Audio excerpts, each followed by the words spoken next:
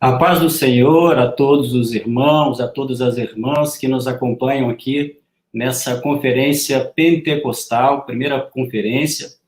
Antes de tudo, eu quero expressar a minha gratidão em poder estar aqui, fazer parte desse grupo de expositores dessa primeira conferência.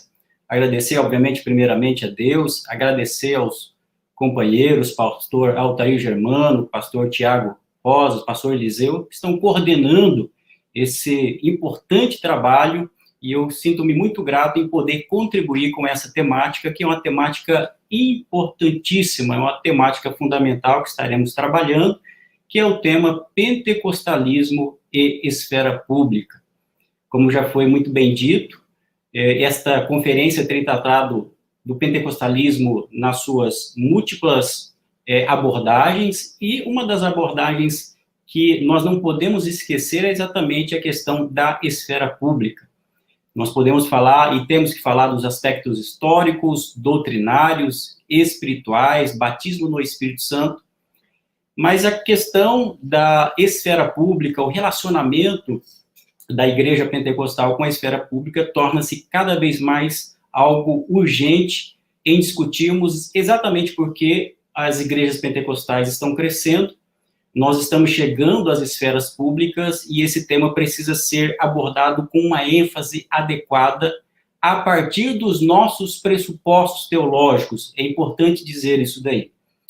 E nessa minha abordagem acerca do pentecostalismo na esfera pública, eu vou enfatizar mais a formatação ou articulação de uma teologia pentecostal para a esfera pública. Por que eu destaco isso? Existe um aspecto sociológico que nós devemos tratar, e é muito importante, falar sobre como nos portamos em relação à esfera pública, os relacionamentos com a política, com a educação propriamente dito, mas como nós estruturamos, como nós fundamentamos uma teologia bíblica que seja genuinamente pentecostal.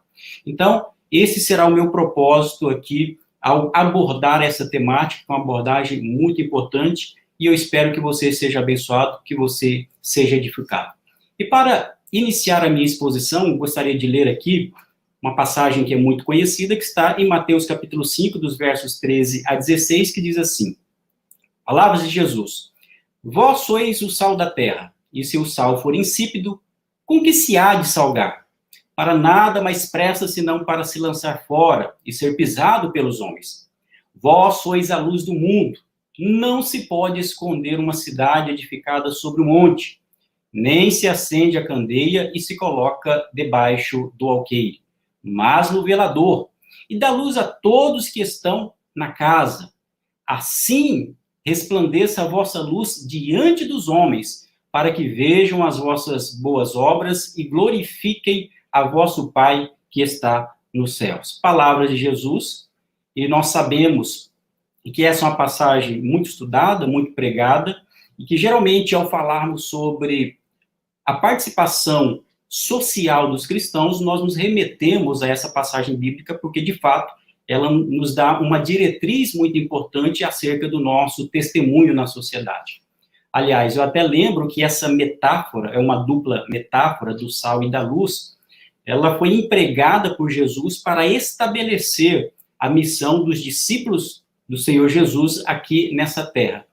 E, de certo modo, quando nós extraímos um significado dessa passagem, nós vamos chegar à conclusão que a comunidade cristã, que os seguidores de Cristo, não fomos chamados para viver em guetos espirituais, mas para espalharmos esse tempero da graça do Senhor Jesus e também iluminar essa sociedade que aí está e que muitas vezes impera o pecado.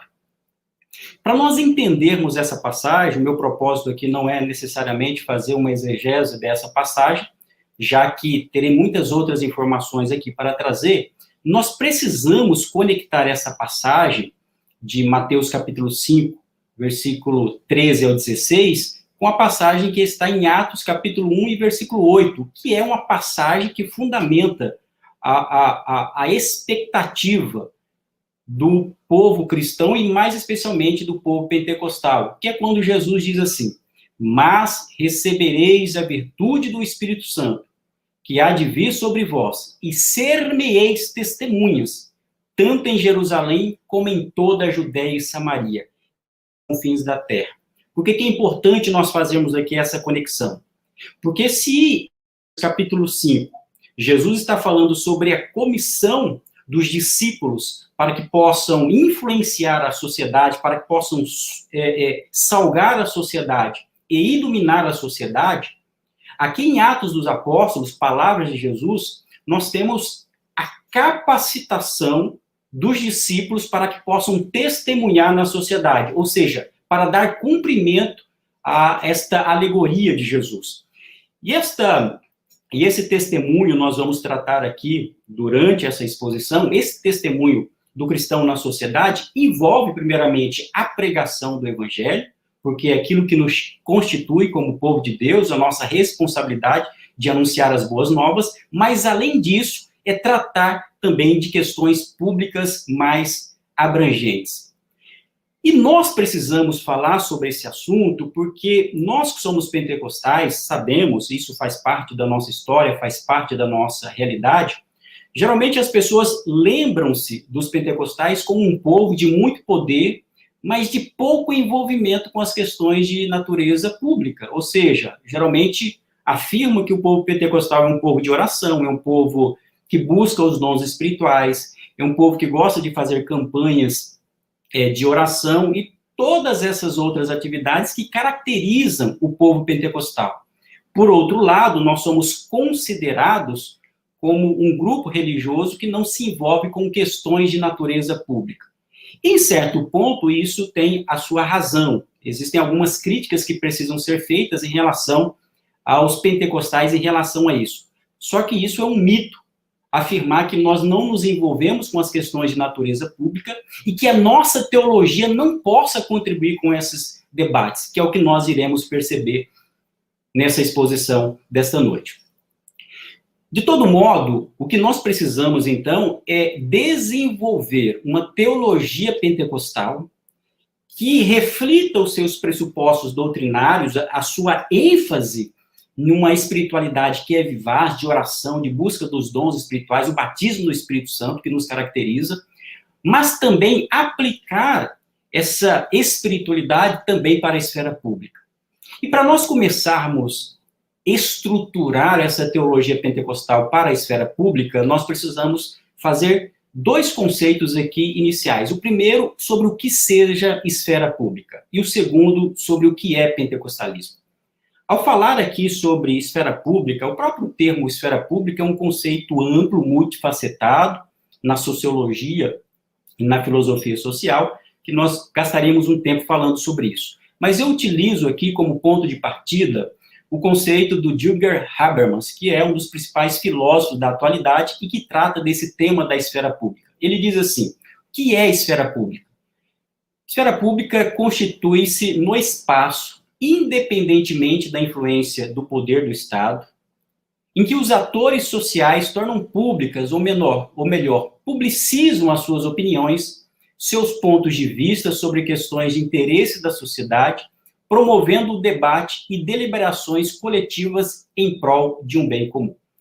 Então, o que nós temos ao falar de esfera pública é esse ambiente, é esse espaço social em que há um interesse comum, em que as pessoas, cada qual a partir dos seus valores, a partir dos seus princípios e a partir das suas crenças, podem participar e podem debater. É aquilo que os gregos antigos faziam no chamado ágora, que era essa praça, esse ambiente público de discussão. Não pertence a uma denominação religiosa, não pertence necessariamente ao Estado, não pertence a uma empresa. É um fórum público abrangente, para utilizar a expressão de um outro filósofo, que é John Rawls. Pois bem, mas aqui de maneira bem pontual, para nós entendermos o que queremos nos referir por esfera pública, nós queremos aqui destacar a esfera pública com esse espaço abrangente que discute-se sobre política, sobre mídia, sobre economia, sobre ciência, sobre educação e, principalmente, sobre cultura, já que a cultura vai permear todos os elementos da esfera pública. Então, ao tratar aqui sobre a participação dos pentecostais na esfera pública, eu estou levando em consideração todo esse arco de possibilidades que sai, obviamente, da esfera privada, ou seja, sai da família, sai da concepção individual, e há uma interação social de discussão, e há, obviamente, forças, jogos de poder, existem disputas ideológicas que se colocam no ambiente social. E nesse ambiente social estão também, além de todos os demais grupos sociais, estamos nós que somos os pentecostais e precisamos entender aquilo que está acontecendo na sociedade para, a partir daí, fazermos uma expressão e uma influência social a partir dos pressupostos bíblicos que iremos destacar. E o segundo elemento, segundo termo que nós precisamos destacar para construirmos essa teologia adequadamente, é o que é pentecostalismo. Nós estamos aqui discutindo sobre a fé pentecostal, sobre teologia pentecostal, mas como nós definimos o pentecostalismo? Nós definimos o pentecostalismo pelo viés histórico, pelo viés doutrinário, nós definimos o pentecostalismo por uma doutrina bíblica específica, e agora mais especialmente falando do pentecostalismo clássico. Em outras palavras, o que é o pentecostalismo? O pentecostalismo é um movimento, é uma teologia, é uma forma de espiritualidade ou é uma cosmovisão? E essa é a expressão que eu quero tratar com vocês. Eu não tenho dúvidas nenhuma que o pentecostalismo envolve esses três primeiros elementos. O pentecostalismo ele começa como um movimento que sai do movimento da santidade e tem aí na sua expressão moderna esse crescimento a partir dos Estados Unidos, com Charles Parham e também com William Seymour, mas, óbvio, outros movimentos acontecem ao redor do mundo nessa mesma época, eventos carismáticos são muito bem identificados, inclusive, pelo Alistair McGrath, no livro dele, Revolução Protestante, vai destacar aquilo que estava acontecendo naquele contexto em várias partes do mundo. Então, de fato, nós podemos identificar inicialmente o pentecostalismo como um movimento, mas ele se estrutura e identifica uma teologia própria, a partir dos seus próprios pressupostos, a partir de uma hermenêutica específica que define as suas características centrais. Alguns críticos do pentecostalismo até disseram uma frase jocosa para criticar os pentecostais, dizendo que os pentecostais eram um movimento à procura de uma teologia. São os críticos do movimento pentecostal. Mas o fato é que o pentecostalismo tem a sua teologia, está desenvolvendo e cada vez mais consolida a sua teologia. Mas, ao mesmo tempo, o que dá vivacidade ao pentecostalismo é essa forma específica da sua espiritualidade. E por espiritualidade, eu estou designando um conjunto de crenças, de hábitos e também de afetos.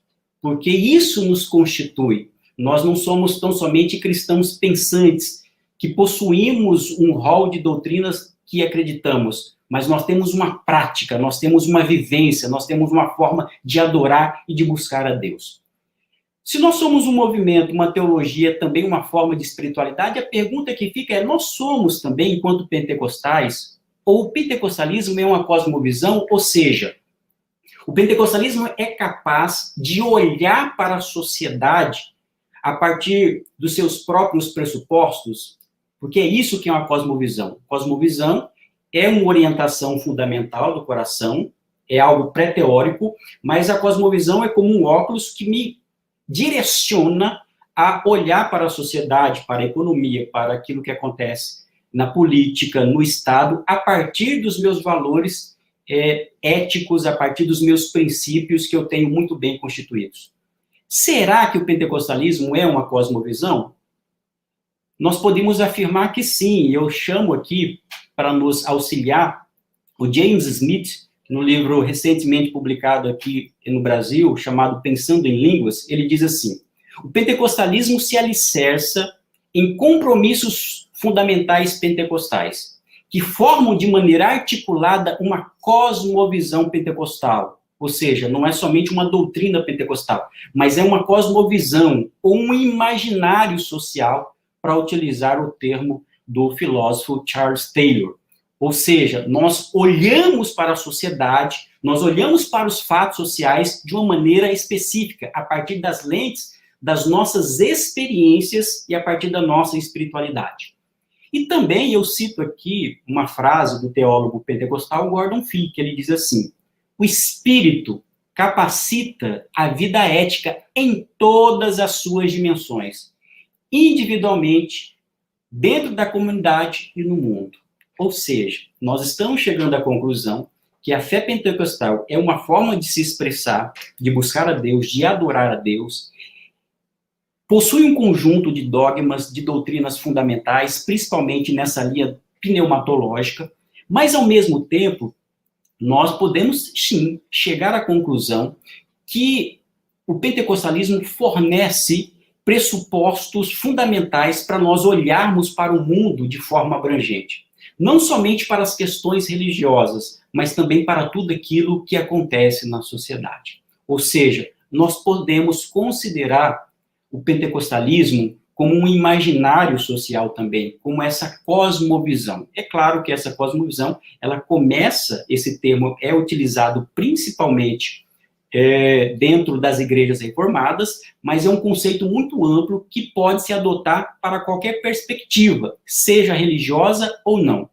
Eu prefiro dizer que o pentecostalismo possui princípios, possui pressupostos que nos orientam a construir uma teologia para a esfera pública. Ou seja, é uma cosmovisão bem abrangente.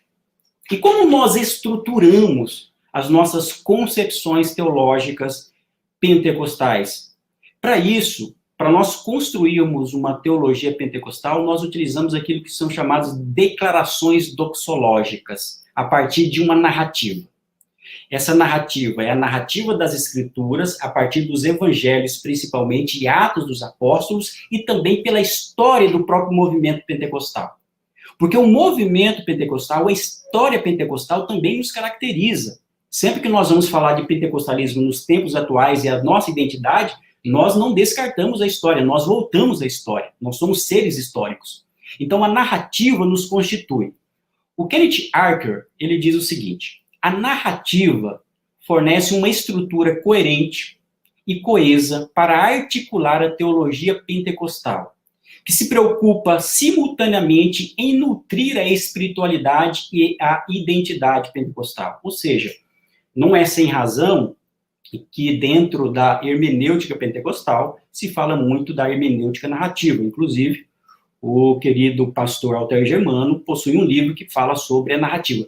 Mas qual a narrativa e quais são as declarações doxológicas ou cristológicas que nos caracterizam como pentecostais? Aqui eu faço uma outra citação de um teólogo pentecostal chamado Wolfgang Wonde, nesse livro dele, que está em espanhol, que é o Teologia Pentecostal. Ele diz o seguinte: o Pentecostes é o símbolo teológico central da teologia pentecostal e a sua teologia narrativa teológica é o evangelho completo. Ou seja, quando nós vamos estabelecer a nossa identidade, nós sempre voltamos em Atos dos Apóstolos e principalmente Atos capítulo 2, que é o derramamento, que é o recebimento ali de poder daquele momento paradigmático da igreja primitiva e para a igreja atual. Então, o Pentecoste é o fundamento da nossa razão de ser. Constitui o cerne da nossa narrativa enquanto cristãos pentecostais.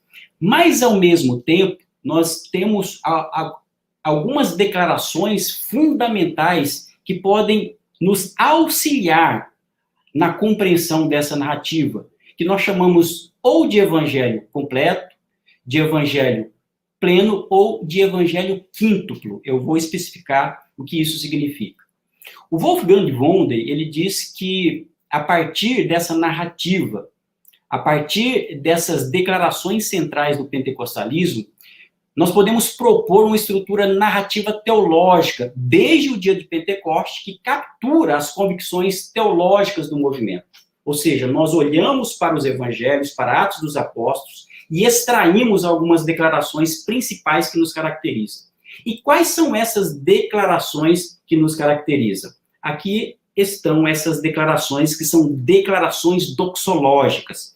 São declarações teológicas, porque por trás dessas declarações existe todo um conjunto de fundamento teológico e bíblico, mas mais do que isso, quando nós falamos que são declarações doxológicas, é porque elas nos envolvem em um ato de adoração ao nosso Deus e ao nosso Senhor. As 5 declarações principais que formam o núcleo fundamental do pentecostalismo, e notadamente do pentecostalismo clássico, são essas 5 declarações. Aquela afirmação que todos nós que somos pentecostais já ouvimos em uma pregação na Assembleia de Deus. E é aquela coisa, se você não ouviu essas declarações doxológicas, é porque há algum defeito de fabricação, para parafrasear um determinado pregador. Essas declarações são: Jesus salva, Jesus batiza no Espírito Santo, Jesus santifica, Jesus cura e Jesus é o rei que voltará. São 5 declarações doxológicas. É claro, existem alguns teólogos que utilizam o modelo de 4 pontos, que tira aqui o Jesus santifica. E esse modelo de 4 pontos vem de um antecedente, de um grande pregador, de um grande evangelista norte-americano chamado A.B. Simpson, que foi da Aliança Bíblica, que fez um trabalho fenomenal, que foi ele quem idealizou essas 4 afirmações iniciais, assim como Aimee McPherson, do Evangelho Quadrangular. Mas os cristãos pentecostais se apropriaram também desse termo, porque isso caracteriza a nossa narrativa. Perceba que essas declarações centrais apontam diretamente para a figura central de Jesus. Alguém que diz que o pentecostalismo é uma denominação que enfatiza a sua teologia no Espírito Santo não compreendeu de fato o que é o pentecostalismo. O pentecostalismo é cristocêntrico e nós percebemos isso nas nossas pregações e principalmente nessas declarações que nos caracterizam. Por isso, nós partimos desse pressuposto: Jesus é o Salvador, é o batizador, é o santificador, é o curador e é o rei que em breve voltará. Então, a partir dessas definições iniciais do que seja a esfera pública e do que seja também pentecostalismo, a partir dessa narrativa e dessas declarações que nos caracterizam, nós podemos articular uma teologia pentecostal para a esfera pública. E para isso, eu acredito e eu proponho que nós precisamos considerar 3 aspectos. Primeiro, valorizar a experiência do Espírito. Nós não conseguiremos fazer uma participação pública relevante e de acordo com os nossos valores se nós desprezarmos a experiência do Espírito que nos caracteriza como cristãos pentecostais. Em segundo lugar, nós devemos adotar essa narrativa bíblica como paradigma, a narrativa bíblica, e principalmente Atos dos Apóstolos e os Evangelhos. E, além disso, eu vou propor a utilização do cenáculo mesmo, que os discípulos estavam e sempre estavam com Jesus, como uma metáfora teológica para fazer essa conexão entre espiritualidade particular, vida devocional, com a participação na esfera pública. E, em terceiro lugar, nós devemos utilizar esse evangelho quíntuplo como uma diretriz hermenêutica de orientação para uma ética social e abrangente. Então, comecemos aqui a falar sobre o cenáculo como uma metáfora teológica. E o cenáculo, ele é uma metáfora teológica muito importante para os cristãos em geral, porque ele representa um ambiente, um espaço, quase um espaço sagrado, embora nós não consideremos o espaço em si como sagrado, mas tem uma figura muito importante de vida espiritual para os cristãos, porque foi exatamente nesse lugar que Jesus se reuniu com os discípulos nas suas últimas horas e profere os seus últimos ensinamentos e as últimas orientações para os seus discípulos. Então, o cenáculo é um princípio fundamental, principalmente para nós que somos pentecostais, porque diz respeito à privacidade, à intimidade, à busca com Deus, mas, além disso, nos leva também para avaliar as questões da esfera pública. Ou seja, eu proponho que exista um movimento em relação ao cenáculo, não somente de viver dentro do cenáculo. O cenáculo é muito importante.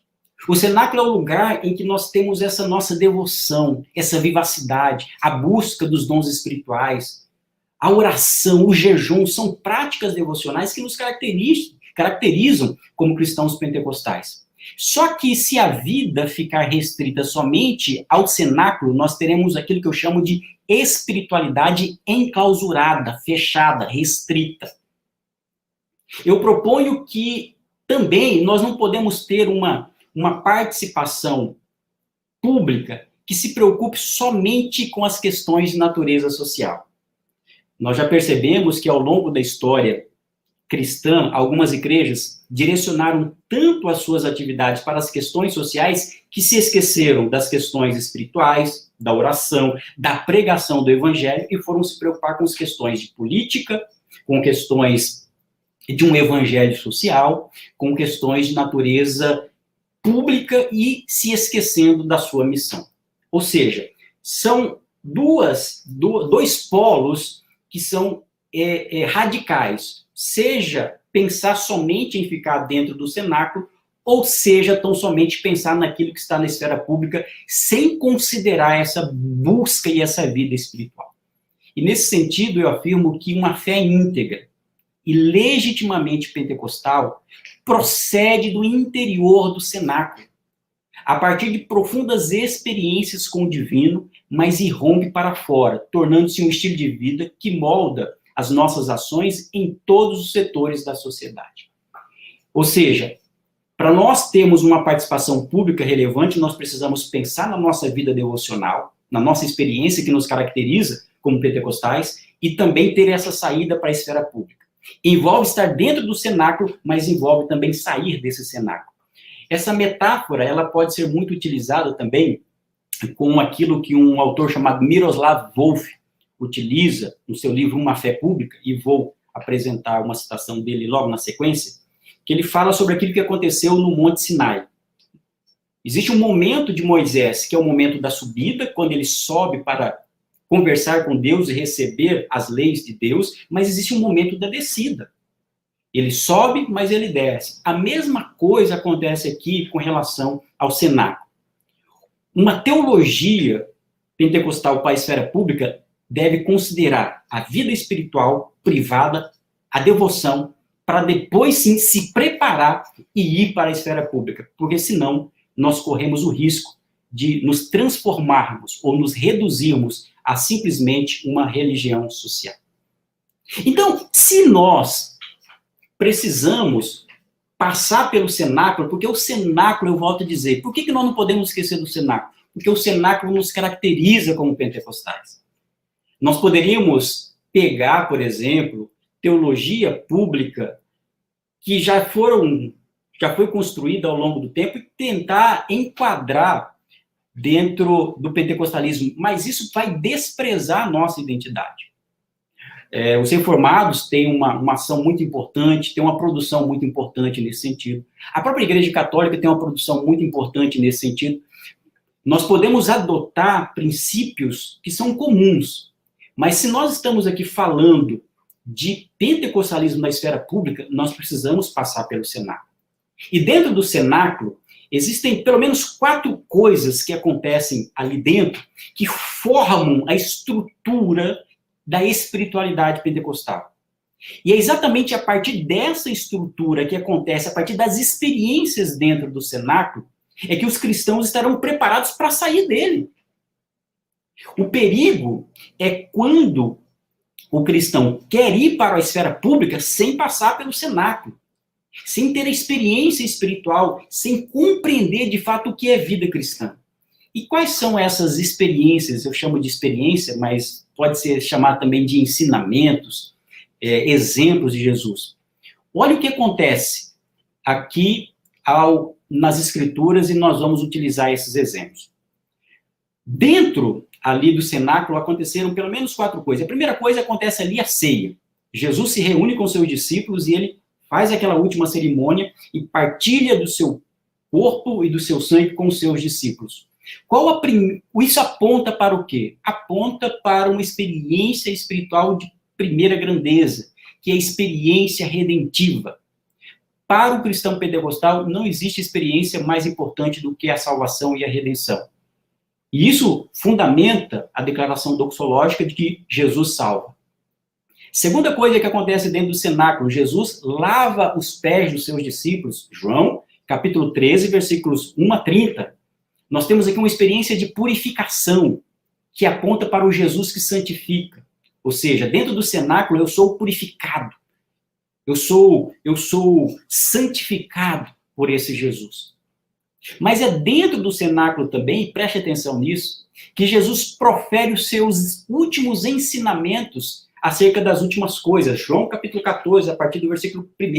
Ele diz assim, olha, não se turbe o vosso coração, credes em Deus, credes também em mim. Na casa do meu pai há muitas moradas. Aí ele prossegue afirmando que ele vai preparar as moradas e voltará para buscar os seus discípulos, para buscar a sua igreja. E ele prossegue dizendo, olha, mas vocês não vão ficar órfãos aqui, eu vou enviar o Consolador. O que nós temos aqui? O que acontece dentro do cenáculo, nesse ensinamento de Jesus? Nós temos uma promessa escatológica, nós temos uma esperança escatológica, não uma esperança de fuga. Jesus não disse para os discípulos, olha, não se preocupe com aquilo que acontece no mundo. Não foi isso. Jesus está preparando o coração deles para a volta no segundo momento. E isso aponta na declaração doxológica para o Jesus que é o rei que voltará. E por fim, acontece também dentro do cenáculo, Atos capítulo 2, o revestimento de poder. Ou seja, os discípulos são capacitados, são revestidos para testemunho e anúncio. Isso aponta para o Jesus batizador e também aquele que cura. Ou seja, o que eu quero destacar aqui é que para nós termos relevância pública, social, a partir dos nossos pressupostos, se nós queremos salgar e iluminar a sociedade a partir dos nossos valores, nós precisamos entrar no cenáculo e sermos formados, forjados, a partir desses nossos princípios e dessa experiência com Cristo e com o Espírito Santo. Mas para falarmos agora da esfera pública, nós precisamos sair do cenáculo. Nós não podemos nos manter no cenáculo. O problema de alguns cristãos pentecostais é quererem viver a espiritualidade somente dentro do cenáculo. O cenáculo é importante, mas nós precisamos pensar fora desse cenáculo. E para isso, nós vamos perceber que assim como os discípulos estiveram com Jesus dentro do cenáculo, a Bíblia apresenta uma narrativa muito bela. E o que eu estou fazendo aqui é utilizar a teologia bíblica para apresentar.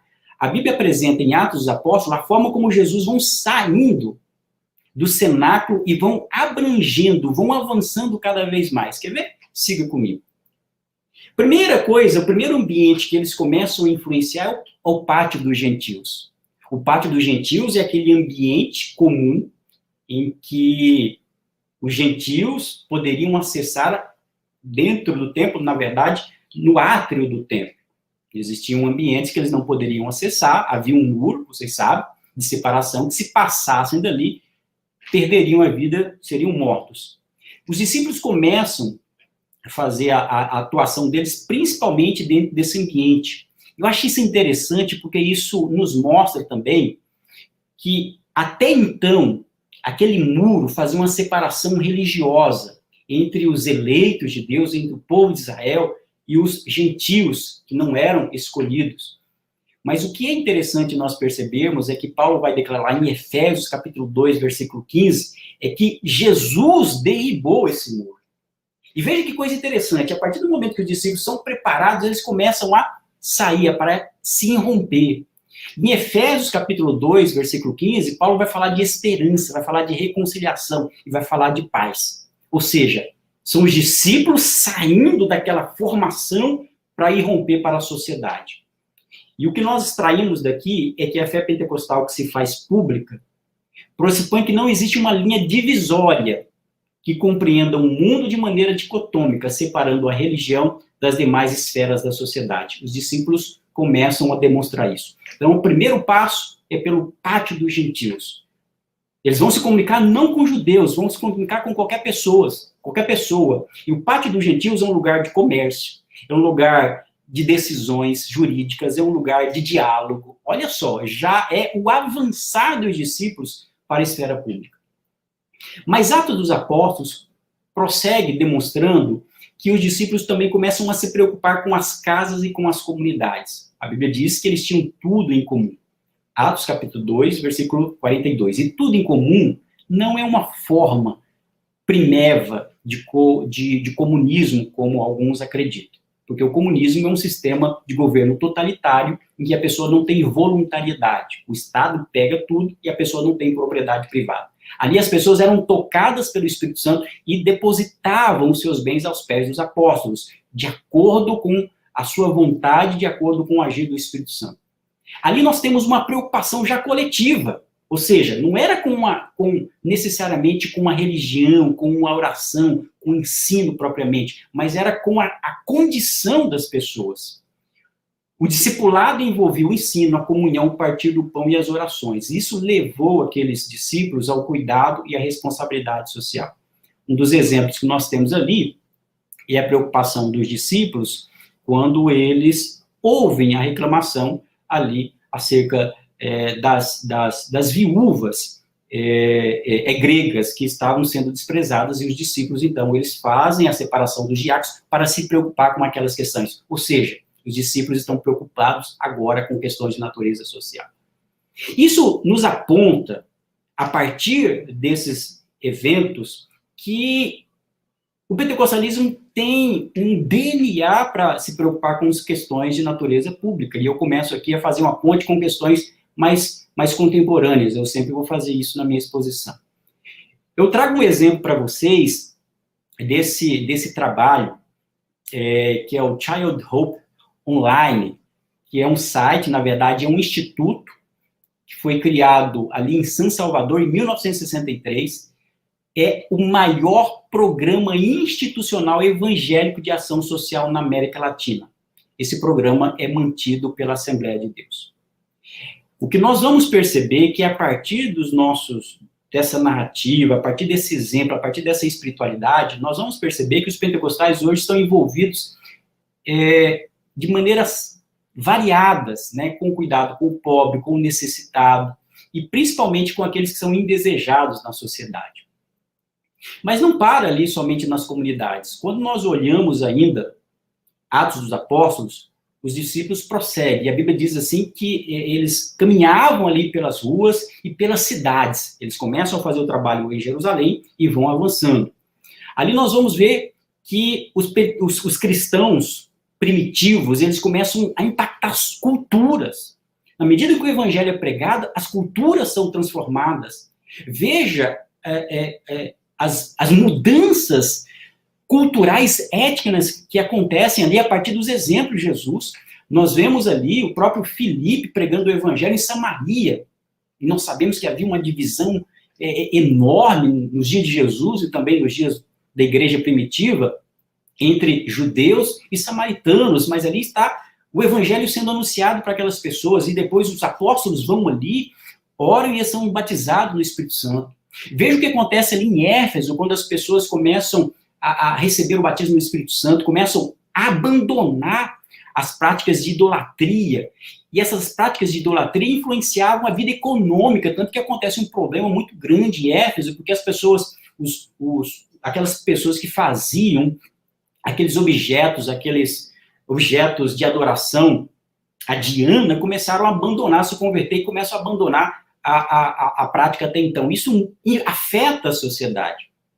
Por quê? Porque o evangelho muda a pessoa, mas muda culturas, a partir de uma experiência genuína com o Senhor. E agora trazendo, a partir desse paradigma, a partir desse padrão narrativo, a partir de Atos dos Apóstolos, a partir dessa saída do cenáculo, nós temos mais alguns exemplos contemporâneos. Você sabia que os dois ganhadores do Prêmio Nobel de 2019 e 2018 são cristãos pentecostais? Em 2019, nós tivemos o Abiy Ahmed, primeiro-ministro da Etiópia, premiado por seus esforços de paz com a Eritreia. O seu testemunho cristão concretiza-se especialmente através do seu trabalho pela paz, notadamente pela criação de uma comissão de reconciliação e pela libertação de presos políticos. O Denis Mukwege, que tem um trabalho magnífico também, fenomenal, inclusive existe uma série que é A Cidade da Alegria, que eu recomendo a você. Ele foi o Prêmio Nobel em 2018, ele é um médico pentecostal da República do Congo, e ele criou ali uma clínica para cuidar daquelas mulheres que eram vítimas de estupro, e o estupro ali era utilizado como uma arma de guerra. E é interessante que quando o Denis Mukwege esteve aqui, e ele é um cristão pentecostal, volto a dizer, o pai dele era um cristão pentecostal, ele diz que criou esse desejo de fazer algo dessa natureza, vendo o trabalho e a preocupação do pai dele com os menos favorecidos. Ou seja, o que eu quero dizer aqui é que esses dois cristãos pentecostais aqui estão influenciando a esfera pública, não é simplesmente por uma responsabilidade social, não, é a partir da experiência que eles tiveram com o sagrado, essa experiência pentecostal, sobretudo, de valorizar aquele que não tem condições, de promover uma cultura de paz.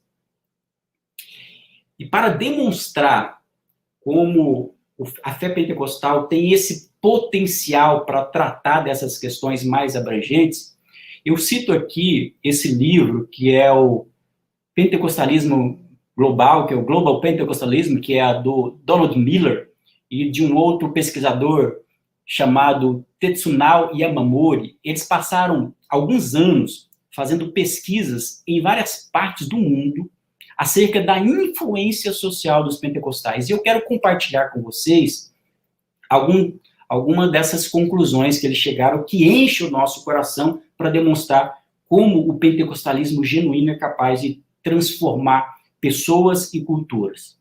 Eles mostram a forma como o cristianismo pentecostal tem atuado em diversas frentes sociais.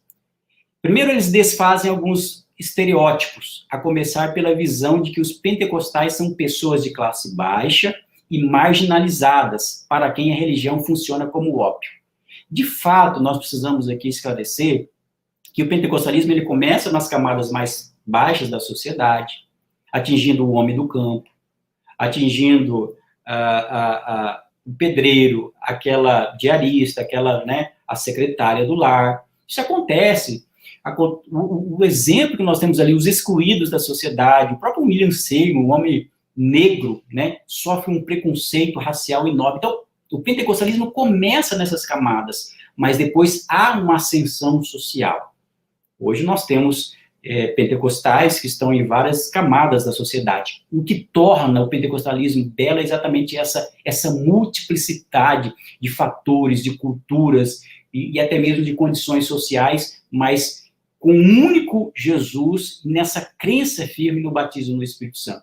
O que eles vão destacar aqui é que é um equívoco acreditar que os cristãos pentecostais são pentecostais porque a religião esteja funcionando como ópio, para utilizar a expressão de Karl Marx. Eles afirmam também que as igrejas pentecostais funcionam geralmente como famílias estendidas, com grupos e células onde os membros são cercados por pessoas que cuidam delas e de suas famílias. Nós não precisaríamos nem de um livro, de uma pesquisa científica para testar isso. Eu tenho certeza que você que está me acompanhando, aí de Rondônia, aí de Porto Velho, aí do Paraná, aí de São Paulo, aí do Nordeste, sabe como as igrejas pentecostais têm todo esse aspecto comunitário, de se preocupar com o irmão que está necessitado, um mutirão. O que é isso? É algo que nos impulsiona a viver em sociedade. É o primeiro estágio.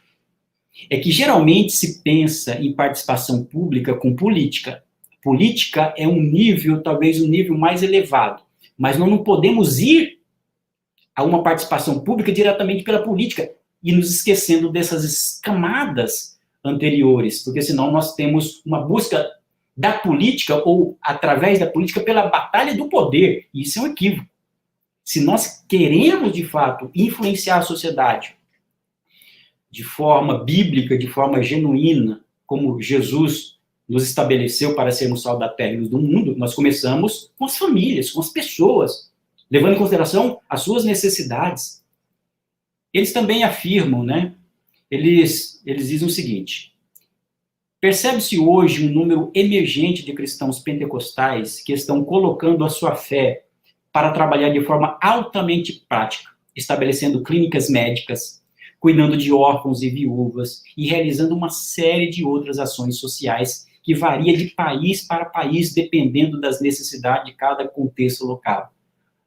A própria ideia de cristianismo e pentecostalismo global, ele é multifacetado, eu vou dizer.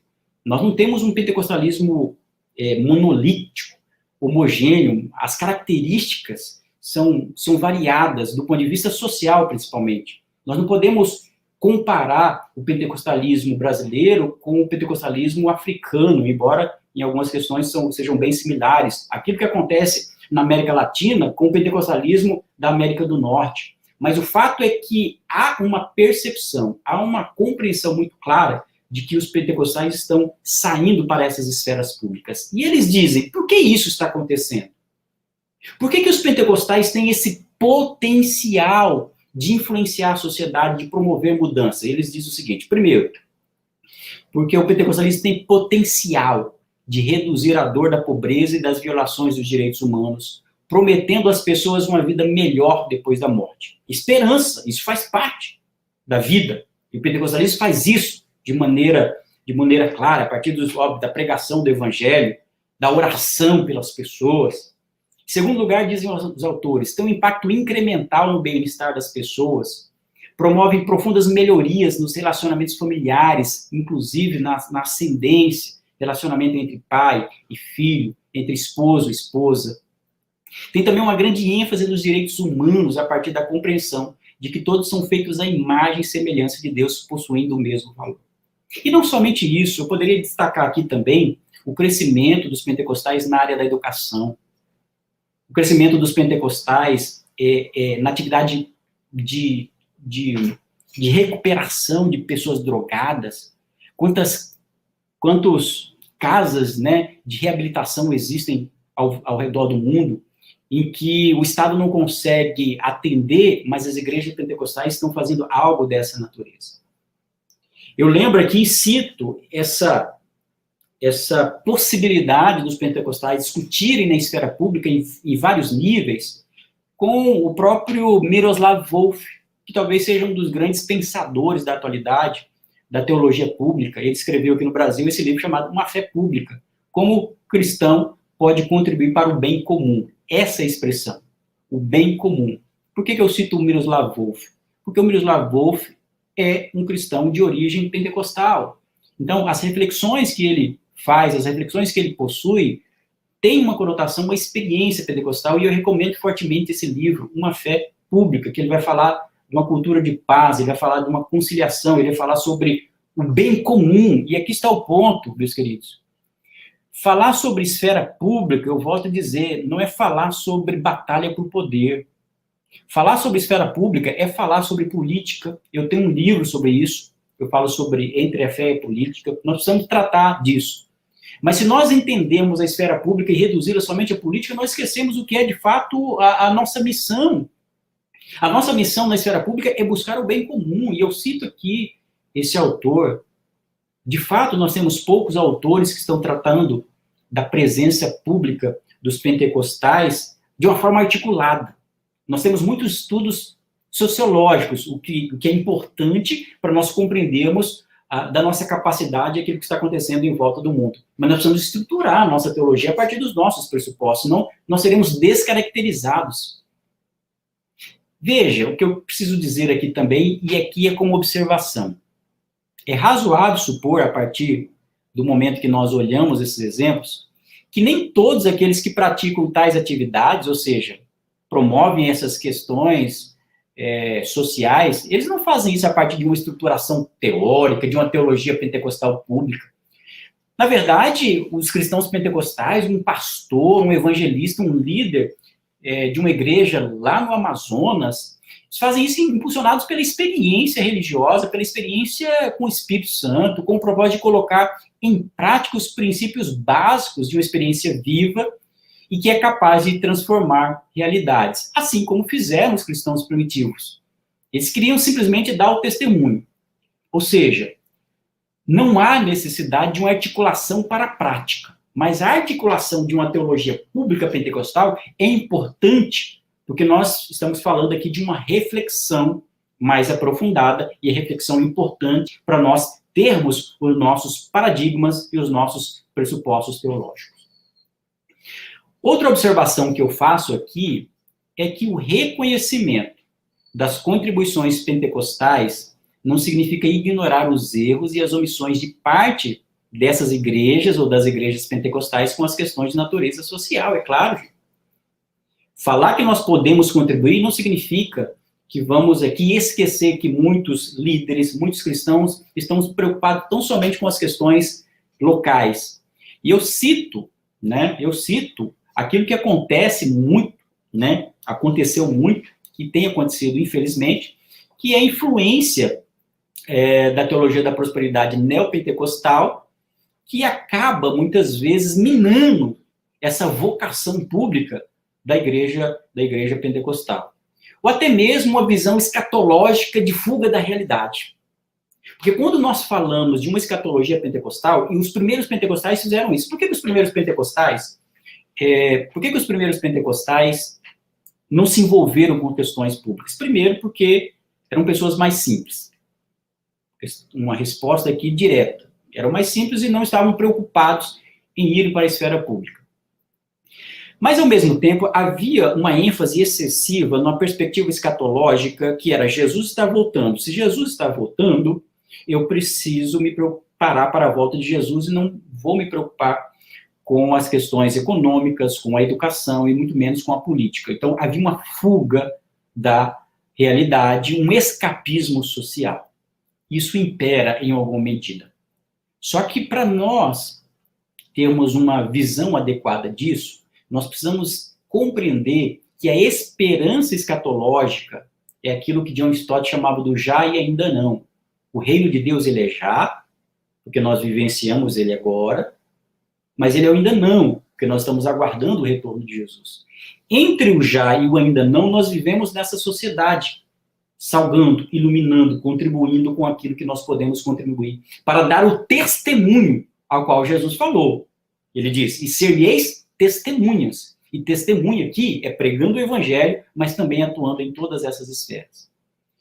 Eu destaco também que os exemplos contemporâneos da atuação comunitária dos pentecostais simplesmente mostram a nova face desse segmento religioso global, assim como torna evidente a sua capacidade de promover mudanças expressivas com base no seu DNA espiritual de comunhão e serviço.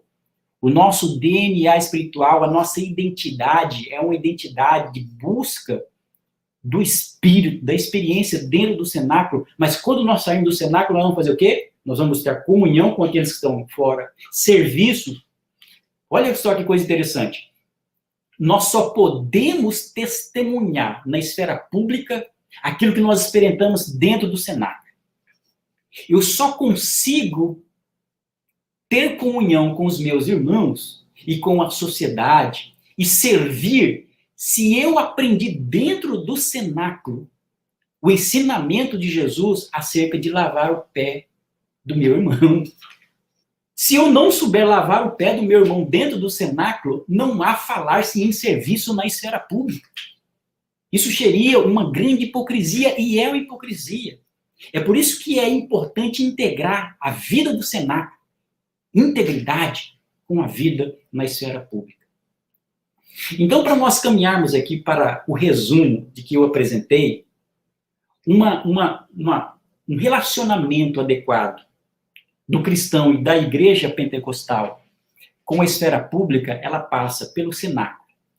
Essa espiritualidade que nos caracteriza, ela é redimida, ela é santificada, ela é carismática e ela é escatológica. Mas isso é dentro do cenáculo, porque depois isso nos leva para uma vida testemunhal em sociedade. Isso nos leva para as casas, para a comunidade, para as ruas, para a cidade, para as praças públicas. Paulo se apresenta lá discutindo na esfera pública, debate. Isso diz respeito ao que é a nossa capacidade de articular argumentos inteligíveis e compreensíveis para a sociedade, diz respeito à educação, a possibilidade que nós temos de utilizar não a nossa razão teórica, e deixo aqui espaço para uma outra palestra, que é falar sobre razão prática. Nós não somos, enquanto pentecostais, racionalistas que dependemos da ciência para viver, mas nós nos valemos de uma racionalidade prática, ou seja, a forma como nós agimos, ela se amolda em uma racionalidade prática que é explicada, que é inteligível pela sociedade. Esse testemunho vai abranger palácios e governo e vai atingir também a dimensão global. Ou seja, para nós termos uma teologia pentecostal pública, nós falamos de uma experiência que nos caracteriza, nós falamos de uma vivência que é um testemunho em sociedade, e que para nós termos bem articulada essa teologia, nós falamos de uma visão de mundo abrangente. Agora, de maneira muito mais específica, que contribui com essa temática, eu cito o Amos Yong. Amos Yong é um teólogo norte-americano, que deve ser lido com algumas ressalvas, mas em um livro dele muito interessante, chamado Nos Dias de César, não tem ainda tradução para o português, ele mostra que aquilo que eu comecei lá no início falando sobre as 5 declarações doxológicas é útil também para pensar teologicamente a nossa participação social, política e econômica. Acompanhe comigo. Ele diz assim: quando nós extraímos a afirmação de que Jesus salva, essa declaração doxológica e ao mesmo tempo doutrinária enfatiza o senhorio de Cristo e a majestade de Deus sobre toda a criação, revelando o poder de Jesus sobre a morte e sobre o pecado. Essa declaração tem implicações sobre a forma como nós vemos o mundo, a sociedade, para entender que o mundo não está dominado pela força da natureza e pelas ideologias, mas que Cristo é o Senhor sobre todas as coisas. E que, aplicando na esfera política, esse princípio também nos mostra que somente Jesus é o Messias e é o Senhor e é o Salvador. Isso é uma diretriz política, para entender que nenhum partido, nenhum líder político e nenhum governante, ele pode arrogar a si uma certa divindade. Ou seja, toda ideologia é uma forma de idolatria, e nós precisamos olhar com cuidado. Ou seja, a declaração pentecostal Jesus salva tem fundamento para embasar nossa participação política. A declaração de que Jesus batiza no Espírito Santo nos permite articular uma política profética na sociedade. O que é o profeta? Aquele que mostra o erro, chama a justiça social, consola a igreja. A igreja, como diria Robert Menzies e William Menzies, é uma comunidade profética. O batismo no Espírito Santo também nos capacita a testemunhar plenamente dentro da igreja, mas fora dela. O Jesus que santifica inclui não somente a sua participação, mas também a sua consagração para testemunhar e contribuir para a redenção do mundo. Não como a salvação, mas para influenciar, implicando assim consequências políticas e sociais. Se Jesus me santifica, me transforma individualmente, isso gera uma ética. E a ética é o quê? Forma de agir corretamente. Princípio a partir do qual me leva a agir em sociedade. Questões culturais, questões políticas estão permeadas por questões éticas. Então, esse princípio Jesus santifica nos leva também a adotar um padrão de justiça. Falar sobre santidade é falar sobre integridade e justiça. Quando nós declaramos que Jesus cura, isso também nos inspira, né? Ou a igreja é inspirada pelo Espírito. A igreja é a manifestação da cura. Cura física, é claro, mas também cura social, de reconciliação, paz e justiça. Pentecostais não buscam violência e discussão e batalha social. E, por fim, para caminhar agora para o meu encerramento, quando nós declaramos que Jesus é o rei que em breve voltará, isso daqui é o princípio fundamental que conecta todas essas outras declarações. Essa esperança cristã engloba o dom do Espírito que nos atrai para a história de Jesus. Evita, ao mesmo tempo, essa mentalidade escapista, ou seja, de fuga da realidade, mas nos permite um desempenho em praça pública, ou seja, com esperança. Nós estamos vivendo agora um momento delicado na sociedade, um momento em que fomos atingidos pelo coronavírus. Mas a nossa esperança escatológica aponta que Jesus está no controle de todas as coisas, e ele vai redimir todas as coisas e vai levar, ou melhor, a sua igreja. Essa é a nossa esperança escatológica. E até isso acontecer, nós vivemos testemunhando nessa sociedade. E aqui finalizo dizendo, como Robert Menzies, ele diz: se quisermos, portanto, entender porque as igrejas pentecostais estão crescendo, teremos primeiramente de entender em que os cristãos pentecostais creem. O que lhes dá poder na vida e no testemunho, o que os diferencia e os torna únicos. Inclusive, o Menzies, ele critica estudos sociológicos acerca da participação pentecostal, porque ele diz assim: perguntar por que um pentecostal pode influenciar a esfera social e política é perguntar por que um pássaro pode voar. Ou seja, perguntar para o pentecostal por que nós podemos influenciar a sociedade é desconsiderar aquilo que nós somos. Então, basta olharmos para os nossos pressupostos teológicos. E assim eu vou encerrando agradecendo, destacando que eu tenho 3 livros que tratam de questões públicas. O Cristão Universidade, que eu falo sobre educação.